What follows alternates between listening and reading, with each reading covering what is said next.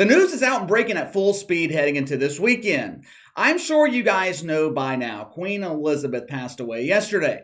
Now, as normal people, we reacted the way you're supposed to react when someone passes away. Respect, dignity, condolences, empathy, sympathy. But that was too much to ask for the filth inside the mainstream media. These people. This is why I keep saying there is no cure for the woke fungus. Once you are infected with this disease, you take it to the grave with you. The mainstream media has twisted the death of Queen Elizabeth into another case of mythical racism. This is why I am so harsh when talking about the shit fucks. This is why I never feel any level of remorse for going after them. People like Jemele Hill, the New York Times, Dr. Jen Jackson, who graduated with a PhD from Woke U. She wrote her dissertation about how to properly toss salad after your bongo has been pounded. These people are the dregs of society. It doesn't get much lower than politicizing someone's death to promote your own agenda. The reaction to Queen Elizabeth has been absolutely disgusting. We might dive a little bit deeper into that story this weekend. I'm not too familiar with Queen Elizabeth. I don't know enough about her background to know if all of these accusations against her have any substance to them. From the brief research I did earlier this morning, it seems to me Queen Elizabeth fought against racial discrimination. But speaking of mythical racism, I came across another story this morning. This is a rare instance of Woke U being held accountable for their actions. Those of you that have been following me for a while, you guys might remember a video that I did last fall when I talked about Oberlin College. Oberlin College is a woke institution located in Ohio. For the small price of $60,000 a year, you can send your child to Oberlin College. For nearly $250,000, you can watch over 4 years your child transform from a normal young adult with plenty of potential into a glorified piece of shit destined to spend their life working the WNBA dump. Oberlin College offers plenty of exciting courses. Orange Man Bad 101, transitioning from cisgender to transgender 102. Connie Cucumber Conquers Columbus, an exciting story of how Connie traveled to Ohio State and converted lost souls to the faith. Oberlin College has a set of dorms dedicated to women and transgender students. Now, when I was in college, they called that co-ed. One of the occupants of the dorm, named Peter, I could not confirm gender. I would assume with a name like Peter living in the women and transgender dorms, I would assume Peter identifies as the garbage disposal. Since men aren't allowed inside that dorm. The only way for a dude to gain access would be processing garbage or trading his dong for a thong. Last October, Petey wrote a column in the school newspaper. My fellow shitfucks, this week I was so triggered! Our school violated the woke commandments. They allowed cisgender mechanics to enter our dorm reserved for fruits and vegetables. The mechanics were at the dorm to repair radiators to keep the fruits and vegetables freshly heated during the winter. Petey had a huge problem with this. Why couldn't they find someone similar to me to fix these radiators? Was Don Lemon not available?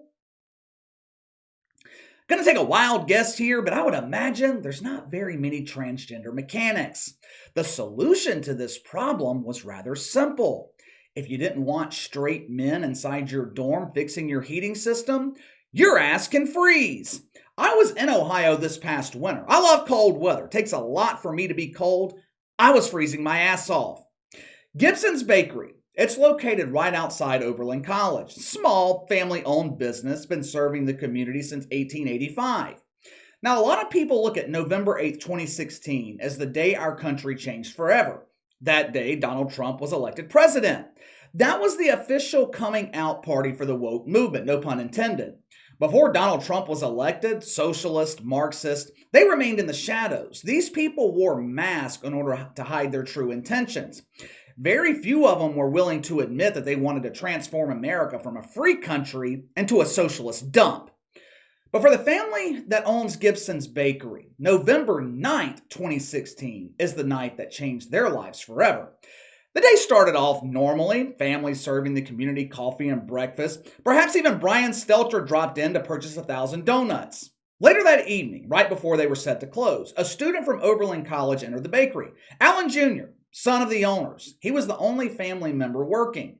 Now, this student attempted to steal 2 bottles of wine while purchasing a third bottle with a fake ID. When the student was called out on his fake ID and his thievery, he did what shitfucks do best: run. But Alan, he wasn't willing to sit and wait for the police to show up. He chased the kid down, ended up catching up with him. Problem was, the shitfuck had 2 other shitfucks waiting on him. They beat the hell out of the Allen dude. Eventually, the cops arrived, arrested the 3 students from Oberlin College, took them to jail. Should be end of story, right? Well, for normal people, this would be the ending. For butt brigaders, it was only the beginning. You see, the 3 students who beat the hell out of Alan for trying to retrieve his stolen merchandise, they're not the perpetrators in this case. They're the victims. Well, KC, how in the hell are they the victims? According to a large group of dumbasses at Oberlin College, these 3 students automatically qualify as victims because they identify as black, which was news to me. I didn't know you could choose your race. I thought it was something you were born with, kind of like your gender. But you know, these shit fucks, they think you can choose to be whatever you want to be. Live the American dream. You can be a garden hose. You can be a trash compactor. You can be a man playing in the WNBA. Students at Oberlin College, they organized protest outside Gibson's bakery. No justice, no peace, no justice, no peace. Yeah, I happen to agree. This family-owned business absolutely deserves justice. But the students didn't see it that way. They accused the owners of racially profiling the thief. They called them white supremacists. They accused them of mythical racism. They organized a boycott of Gibson's bakery, hoping to put them out of business. And it wasn't only the students. Administrators at Oberlin College, they joined the smear campaign. We fully support our students in their fight against this blatant mythical racism. Mythical racism has no place in our community unless we create it ourselves. Oberlin College had been doing business with this bakery for decades. Purchase orders came to an immediate halt. Instead of these administrators being the adults in the situation, they fanned the fucking flames. The owners of Gibson's bakery, they tried to handle this civilly. Most normal people, we don't want to get involved in lawsuits. The owners, they didn't want a lawsuit either. They pushed for Oberlin College to retract their statement accusing them of mythical racism. Oberlin College refused. Matter of fact, not only did they refuse, they responded back with a request. When the inevitable happens and one of our students tries walking out without paying again, we refuse to call this shoplifting. That term has negative connotations. But when the inevitable happens and one of our precious shitfucks does this again, do not call the police. Call the dean. We will handle it ourselves. Needless to say, Gibson's bakery refused to comply. They should have replied back, "Fuck you." Eventually, Gibson's bakery filed a lawsuit, and Oberlin College was ordered to pay $36 million. Now, this happened a few years ago. A jury found the school guilty. They were ordered to pay up, except they didn't. Oberlin College refused to acknowledge the legitimacy of the lawsuit. This judgment was not issued by a woke court. We live our lives by the woke commandments. We are not required to follow your laws. So they appealed and appealed and appealed and lost and lost and lost. Shit went on for years. Finally, the case makes its way to the Ohio Supreme Court. Outcome was the same. Pay up, piece of shit. Earlier this week, Oberlin College submitted a payment of over $36 million to Gibson's bakery. That amount included interest from all the years they tried to get out of paying this. Finally, we have a case where woke shitfucks are held accountable for their actions.